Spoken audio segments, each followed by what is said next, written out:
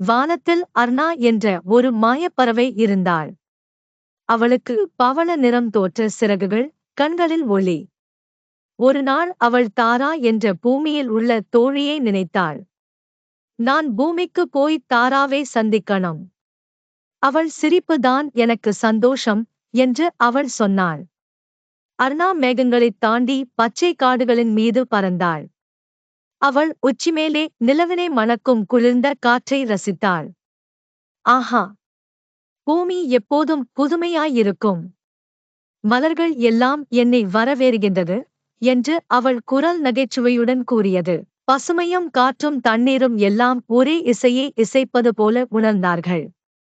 நம் நட்பு நிலவின் ஒளி போல எப்போதும் பிரகாசிக்க வேண்டும். ஆம், வானமும் பூமியும் இணைந்த மாதிரி நாமும் எப்போதும் இணைந்து இருப்போம் என்றெல்லாம் அவர்கள் சொல்லிக் கொண்டார். நிலவினை மணக்கும் குளிர்ந்த காற்றை ரசித்தாள். ஆஹா!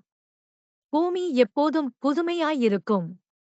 மலர்கள் எல்லாம் என்னை வரவேறுகின்றது என்று அவள் குரல் நகைச்சுவையுடன் கூறியது. தாரா காடு அருகே விளையாடினாள். வானத்தைப் பார்த்ததும் அவள் சிரித்தாள். அர்னா, நீ வந்து போனாயா? உன்னைப் பார்த்ததும் எனக்கு இதயம் லேசாகப் போறது என்று தாரா உரைத்தாள். இருவரும் அருவிக்கரையில் அமர்ந்து பேசிக் கொண்டனர். பசுமையும் காற்றும் தண்ணீரும் எல்லாம்